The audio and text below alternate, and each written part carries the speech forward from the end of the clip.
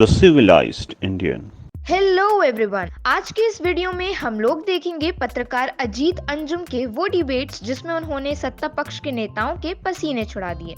अजीत अंजुम आज देश के उन एक पत्रकारों में से हैं जो सरकार के आंख में आंख डालकर बात करने का हौसला रखते हैं। So without wasting your time, let's start the video. लेकिन धर्म के नाम पर वोट मांगना, इससे बड़ा गुनाह कोई नहीं। अभी बिल्कुल नहीं। एफआईआर हो जानी चाहिए। ये काम आपके हिसाब से कभी बीजेपी ने नहीं किया। ये आपके हिसाब से बीजेपी ने नहीं किया। ये आपके हिसाब से कभी बीजेपी ने नहीं किया। नहीं करा। क्या बात, हमने धर्म के नाम पे वोट नहीं मांगी है। पूरे हिंदुत्व की नुमाइंदगी करते हुए यात्राएं निकालते हैं। इसमें कैसे धर्म नहीं है? इसमें आपने उनसे पूछूंगा, लेकिन आप इनसे पूछता हूँ। लेकिन आप कह रहे हैं कि उन्हें अली मुबारक हमें बजरंग बली, तो ये धर्म नहीं आया। ये धर्म नहीं आया। आप कह रहे हैं इसमें धर्म नहीं है, सीधा है। धर्म के नाम पे वोट नहीं है। नहीं है। ये किस नाम पे है? वोट नहीं है। किस नाम पे है? बजरंग बली किसके देवता है? बजरंग बली किसके देवता है? बजरंग बली किसके देवता है? बजरंग बली की पूजा कौन करता है? साध्वी प्रज्ञा सिंह, मेरा सवाल आपसे ये है कि चूंकि हेमंत करकरे को पूरा देश शहीद के तौर पर जानता है, उनको अशोक चक्र मिला और उनके सीने पर आतंकियों की गोलियां लगी, पाकिस्तान से कसाब और उसके साथी आए थे, और उन हेमंत करकरे के लिए आपने जिस तरह की बात कही, आपने कह दिया उनको, आपने श्राप दिया था, आपने कहा उनका सर्वनाश हो गया। ये सही है प्रज्ञा सिंह, अगर आपके साथ कुछ टॉर्चर हुआ, ऐसी बात हुई, तो आपको अदालत में जाना चाहिए था। आप कोर्ट में अपनी बात कहती।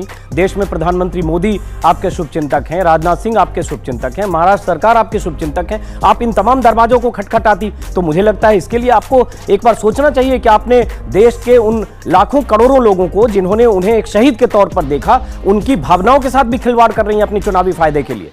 साध्वी प्रज्ञा सिंह शायद इन सवालों का जवाब नहीं देना चाहती हैं, बचना चाहती हैं।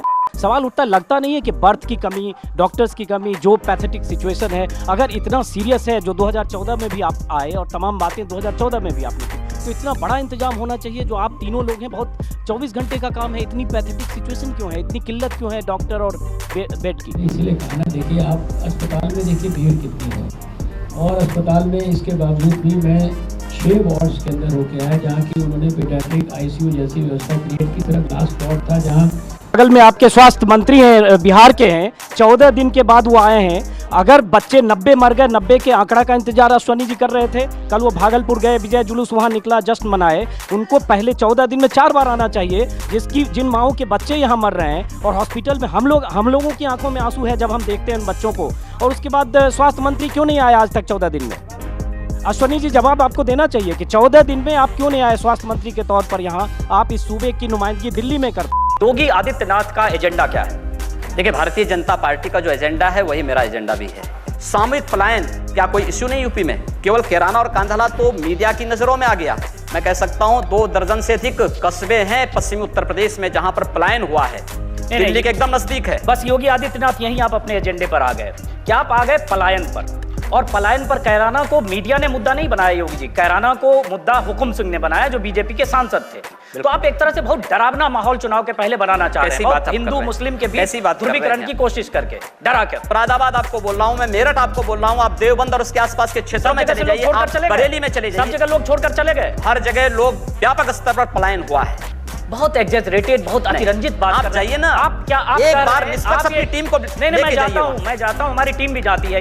जम्मू कश्मीर में सरकार बनने की तैयारी हो रही है और माना जा रहा है कि पीडीपी और बीजेपी के बीच बातचीत अंतिम दौर में है। मान लें कि अगले 2-4-10 दिन के अंदर जम्मू कश्मीर में सरकार बन जाएगी। मैं समय मर्यादा तो नहीं कह सकता, मगर काफी एडवांस स्टेज में बातचीत पहुंची है और कुछ न कुछ नतीजा जल्द ही आएगा पीडीपी के साथ। मैं अभी ये बात पर कुछ बोलना नहीं चाहता, किसके साथ होगा, किस तरह से होगा और किन मुद्दों पर होगा, ये बातें कहने का भी समय नहीं।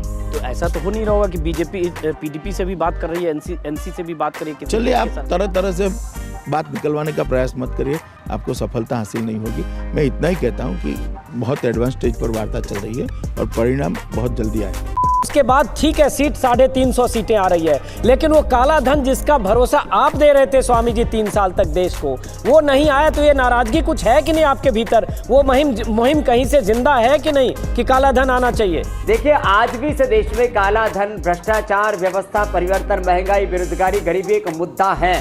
और उन मुद्दों को पूरा होने की आस मोदी में है।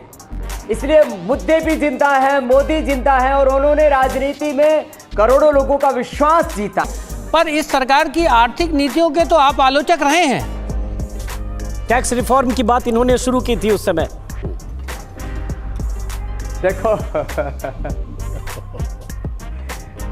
देखो हंसने वाले सवाल को हंस के मत डालिए स्वामी जी। स्वास्थ्य मंत्री को मुजफ्फरपुर जाना चाहिए था, क्यों नहीं मुजफ्फरपुर में 20 एम्बुलेंस होना चाहिए था। उस अस्पताल में जैसे ही कोई बच्चा आता है तुरंत उनको पटना लाया जाए। बिल्कुल आपकी बात से मैं मुत्तफिक हूँ, लेकिन सरकार की जो हेल्थ मंत्रालय है वो एक्टिव है, संज्ञान में भी है और वो एक्शन में काम कर रही, प्रॉपर ढंग से होनी चाहिए। मैं इसके पक्ष। यही तो बात है ना अब्बास साहब कि चिकित्सा प्रॉपर ढंग से नहीं हो रही है।